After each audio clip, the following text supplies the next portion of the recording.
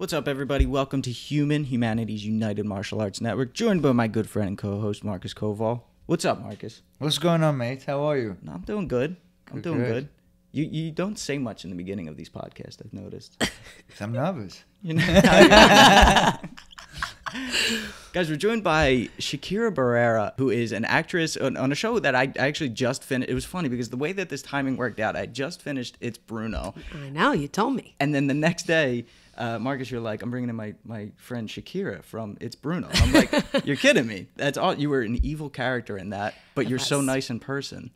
I am. That's what makes you a good actress, right? Yes, I play the villain in It's Bruno. And actually, I can't believe you let me around your dog because I could have taken Sully from you. So You play a dog thief in that. I do. That's like the evilest of evil. And we're actually like giving away the entire story, Oh. but I feel like we should let the audience kind of watch it. But yes, I am the villain of the story, and I'm glad you watched it. When I try to explain the show to people, they're like, "Is it like slapstick?" I'm like, "No, it's like it's really tough. It's almost like skit comedy, I guess, like a quick 15-minute, but I don't know, it's unique, and I don't I'll think help people you out. Yeah. Tell people it's Seinfeld with dogs in the hood. Ah, yeah. With There you dogs go. in the hood. I like that. You know? Yeah. So how do you guys know each other, Marcus and Oh, Shakira? man. You know, it's kind of funny because how we know each other through the Swedes that don't live in the U.S. anymore just texted me as I was, and I haven't had a chance to write back to them yet. But it's, 10 years? 10 years. Oh, yeah. 10 years. He trains me in, I know Krav Maga and Muay Thai. Anything I know from that is because of this guy right here. He trains me for, anything. I have commercials that I've done, national commercials. He's trained me same day. I text him. I'm like, Marcus, I have a call back for a Dunkin' Donuts National. Please help me. Like, I don't know anything. He'll hook me up. Either he'll do it or his friends will do it. So he's just been in my life for a long time. And I got to say, it's cool to see someone who doesn't come from a fight background, how quickly she picks it up. But she is a professional dancer. There's a lot of similarities between dancing and fighting. And I remember when you called and said, I need wrestling for this show called Glow on Netflix, which is a really big show, and that you have a really big role on, where you play a lesbian wrestler stripper. Good that job. becomes a wrestler. Yes. and it's just funny because you've had so many. We were just talking about it before, where you play a fighter, but you're not a fight. Well, you are, but you're a fighter, but not inside of a ring or a cage. Correct. I think it's kind of this. I know you guys don't talk about Hollywood a lot here on this podcast, but it's this.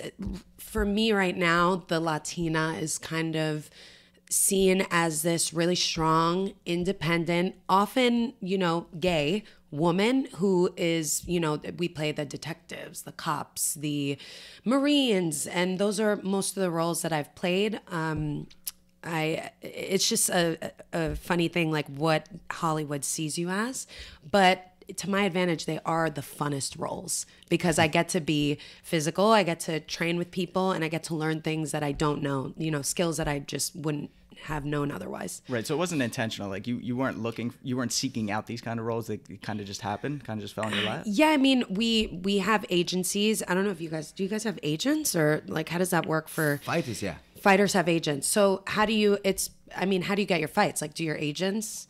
Actually, the manager. It's a really complicated world because the manager usually gets the fights, but in theory not supposed to, because agents are supposed to acquire anything to do with money. But managers, and then you have agents usually from outside of the fight career for commercials and so on. But so the managers usually secures the fights, and I guess that's equivalent of an agent. It is. It's the same thing. So they get us these auditions, we go in, and then we first and foremost, it's the acting.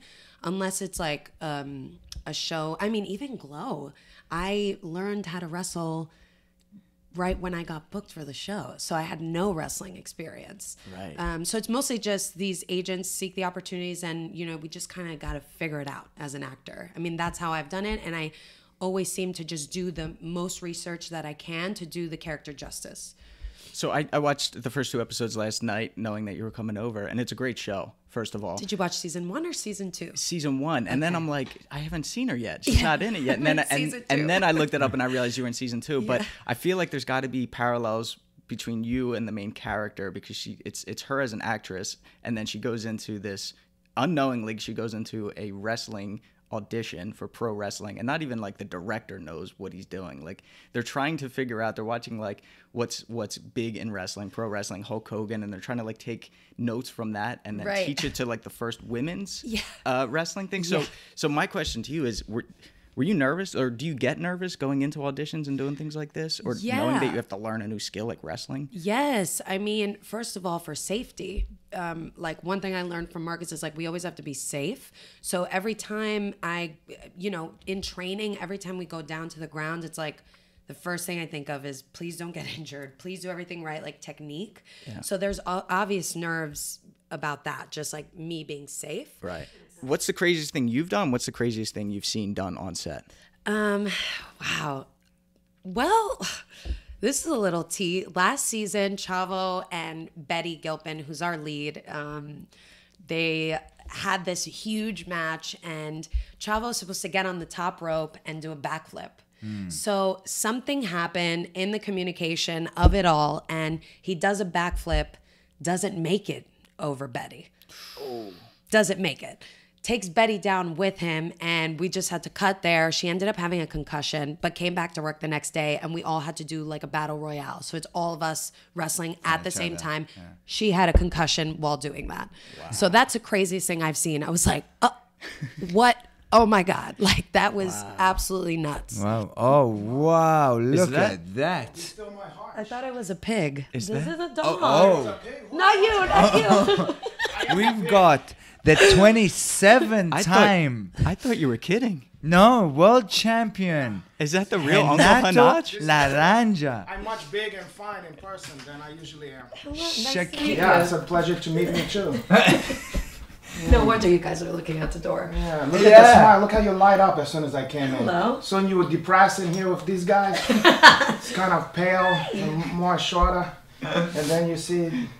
Shakira, are you familiar with the 27th-time world championship? Yeah. Yes. Nice to meet you. Well, it's a treat. We thought we'd give you a treat here, so that you didn't come all the way here for nothing. You know? Should I Do we have an extra chair for Mr. Laranja? One of you guys could maybe take a chair. I'll go to over here. Come. You guys can share that one. You guys small enough. Oh yeah, that's true. That's your pig. Into the interview. He called your dog a pig. Well, I'm a male chauvinist pig, and I'm glad that you're not the other Shakira, because we had a checker past together. Really? What happened? She was disgruntled from me. I left her when I became big, you know. Oh wow. Oh. Is that your name on your shirt? Oh well. Oh, did I put this one on? I was. A lot of other stuff was dirty, so I put the one that have me on there, and it have the lightning striking the child support headquarters. Wow. So that I wish you guys could see this. we're never gonna have to see that again. That's exactly how he pronounced it.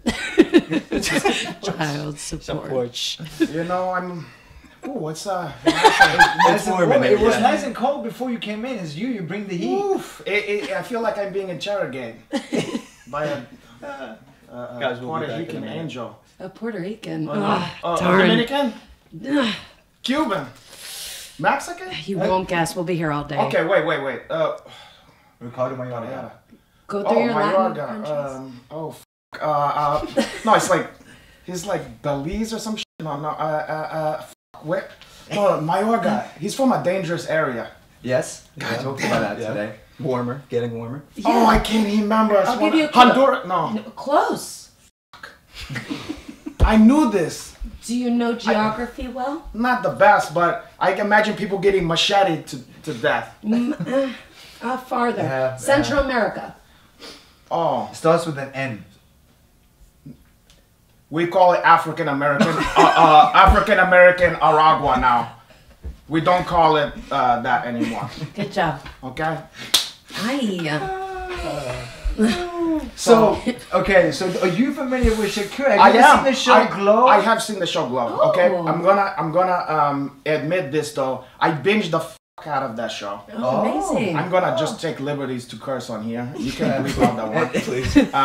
I binged the fuck out of the first season, okay? So you know how you get kind of like, you're like, okay, fuck, I watched too much of this shit, you know? I mean, because I like that one. I like the show a lot. And then I started to watch, but I was watching too much of that. So I had to take a little break here. So I didn't watch the whole second season, okay? no. But I definitely saw that they brought in some, you know, they had to spice it up a little bit. Exactly. They had to put a spice into there. They had to bring a Nicaraguan, excuse my language, a Yes. Nicaraguan woman into there. And because I heard you was from Jersey, so I assume you was Puerto Rican or one of that ones, you know? 'Cause No, you I know how never it is there. assume. Would that be Aspects of- considered stereotyping? It would be, Marcus. Even Yes. by a Brazilian? Well, It would be, Marcus, yes. I assumed, so I made an asshole out of you, and then also her. I didn't mean to do that. You understand? So the role as a gay stripper. Caralho. I know. I was gonna say. Bisexual or just gay? She's a lesbian. Okay. You okay with that? I'm okay. You can do whatever you want here. Yeah. I'm gonna still take a shot at you and see if it can make something to happen. You like a challenge. Well, I sometimes I've been known to turn lesbians to against their own kind. Yeah. All right. We so, gotta get Shakira out of here. Yes, she's got an Emmy award to go she's to. busy. An Emmy party. Emmy events. Emmy events Yeah. to go Emmy to. events. Yes. Well, But you have to stay. You can't go with her. You have to stay here. Well, what if she demand that? I don't want to be racist against a Nicaraguan. Oh, yeah. We'll make sure that you guys meet again at some point. I guess the after party or whatever. So Yes, Yeah. exactly. Totally. Exactly. yeah. So I'm already sweaty, but we all sweaty never here. nervous. Yeah. Real quick, Shakira, we always close with some sort of homework for the listeners. So if you could give them any type of, just for the week, something that they can do, whether it's physical, mental, social, give our viewers something positive that they can do. Give back somewhere. Go find somebody and help them in some way. It could be a homeless person, and you could just smile at someone, open a door for someone, say thank you, please. Just give back in some way. I love it. I love it. It's perfect. Or to give back to your Uncle Hanachi to take me. I'm leaving. Thank you so much.